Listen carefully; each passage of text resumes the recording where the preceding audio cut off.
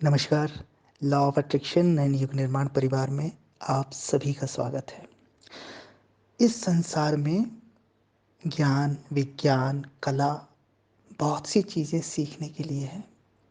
लेकिन अध्यात्म एक ऐसा क्षेत्र है जहाँ लोग तब जाना चाहते हैं जबकि उनके पास कोई विकल्प मौजूद नहीं रहते। कोई बोलता है अभी उम्र ही क्या है कि हम अध्यात्म की ओर गति करें। अभी तो हमें जीवन जीना है। अभी तो हमें ये करना है, वो करना है। अगर कोई छोटा बच्चा अध्यात्म की ओर रुचि लेने लगता है, तो लोगों को लगता है क्या कर रहा है? ये तो बाबा बन जाएगा और उसकी आलोचना की जाती है। शायद जिनकी भी अध्यात्म में रुचि होगी या थोड़ा बहुत जो अध्यात्म के अभ्यास में उतरे होंगे, उनके साथ अक्सर ऐसा होता होगा। देखिए, अध्यात्म आपको बाबा बनाने के लिए या इस दुनिया, इस सृष्टि, इस संसार से दूर करने के लिए नहीं है। अध्यात्म एक महाविज्ञान है, जिसके बिना अन्य सभी विज्ञान अधूरे एवं अनुपयोगी से हैं। लेकिन इस महाविज्ञान के लाभ और महत्व की तरफ हम ध्यान देते ही नहीं हैं। वास्तव में अध्यात्म जीवन का तत्व ज्ञान है, जिसके ऊपर हमारे आंतरिक और बाहरी उन्नति, समृद्धि, सुख, शांति, जो भी आप कहें, सब कुछ निर्भर होता है। साहित्य, कला, केमिस्ट्री, फिजिक्स आदि का जो ज्ञान है ना, वो आपको पद दे देता है, समृद्धि दे देता है।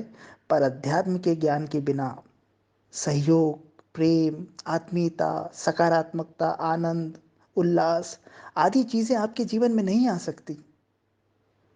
आप देखते हैं कोई करोड़पति है, अरबपति है, उसके जीवन में पैसा तो बहुत है, लेकिन शांति नहीं है।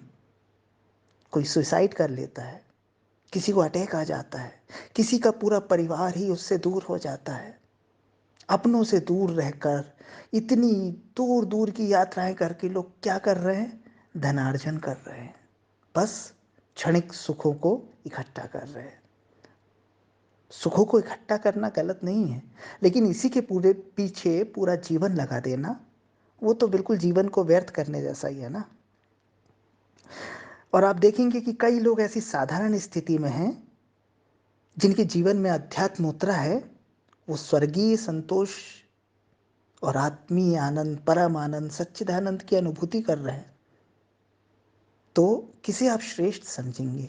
एक ऐसा व्यक्ति जिसने बहुत धन कमा लिया है, लेकिन उसके जीवन में शांति नहीं है, उसके जीवन में सुख नहीं है, प्रेम नहीं है, आत्मीयता नहीं है। बस इधर से उधर भागते हुए खाना बदोश सा जीवन जी रहा है।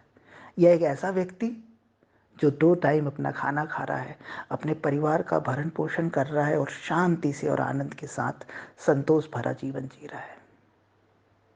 आप खुद देख सकते हैं, अपने आसपास देख सकते हैं, अपने घर में भी देख सकते हैं।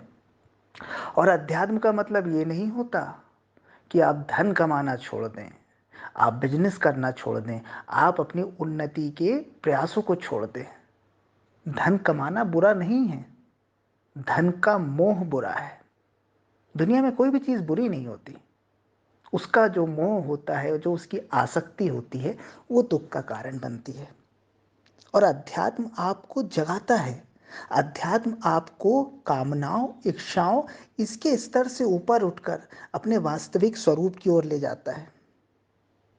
अध्यात्म जो महाविज्ञान है, परम विज्ञान है, जिसके जीवन में इसका वैज्ञानिक स्वरूप उतरा है ना। अध्यात्म को कुछ लोगों ने कर्म कांड मान लिया है या पूजा पाठ तक ही सीमित कर दिया है। तो उस अध्यात्म की बात नहीं हो रही। वैज्ञानिक अध्यात्म बात कहता है कि इसके बिना इस संसार के समस्त वैभव निरर्थक हैं। और अगर आपके जीवन में थोड़ा थोड़ा अध्यात्म प्रवेश करने लगा है ना, तो आपके जीवन में आनंद प्रवेश करने लग जाएगा। आप कभी शांत बैठकर सोचना कि आप जीवन में किस लिए कमा रहे हैं, किस लिए नौकरी कर रहे हैं, किस लिए परिवार को केयर दे रहे हैं, किस लिए परिवार का भरण पोषण कर रहे हैं, या आपकी हर एक्टिविटी किस लिए है। तो अंत में आपको उत्तर मिलेगा मन की शांति के लिए, अपनी खुशी के लिए। शायद यही होगा। दुखी होने के लिए तो कोई काम नहीं करता, है ना।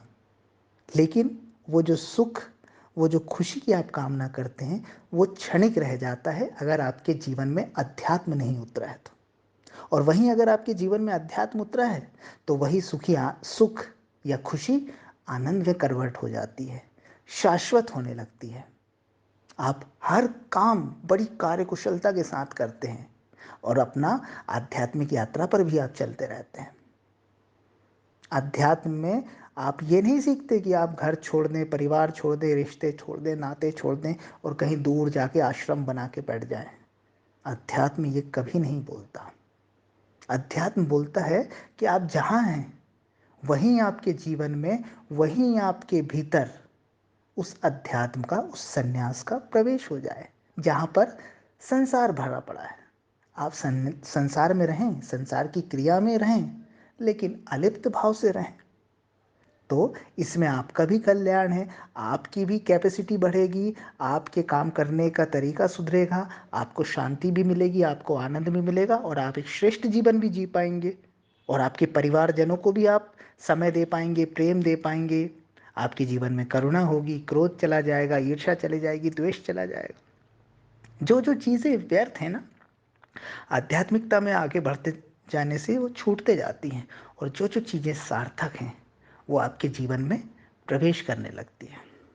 तो आशा है कि आप अगर अध्यात्म के विषय में कुछ ऐसी कॉन्सेप्ट रखे हों तो उस चीज़ को छोड़ दें, आध्यात्मिकता को अपनाएं। ये एक जीवन जीने की कला है। ये आपको संसार से दूर नहीं करती या कोई विशेष वस्त्र पहनने के लिए भी नहीं कहती या विशेष प्रकार के बाल को रखने की, हेयर स्टाइल रखने की, दाढ़ी रखने की, ये भी कुछ भी अध्यात्म नहीं है। अध्यात्म वो है जो आपके भीतर, आपके अंदर सतत स्वयं के बोध को बनाए रखता है। सतत आप आत्मानुभूति में रहते हैं, हर क्रिया को करते हुए भी उस क्रिया के प्रति जागे हुए रहते हैं, आत्मबोध में बने रहते हैं। शब्दों में अगर समझाया जाए तो बहुत मुश्किल होगा, है ना। आप यहाँ उतरें और देखें, आप सच में पाएंगे कि अध्यात्म बहुत क्रांतिकारी चीज़ है, बहुत क्रांतिकारी विज्ञान है। पूरा कायाकल्प कर देता है, पूरा रूपांतरण कर देता है। तो आशा है आपके जीवन में भी वैज्ञानिक अध्यात्मवाद का पदार्पण होगा और आप सभी सुखी, सफल और आनंदित होंगे। धन्यवाद।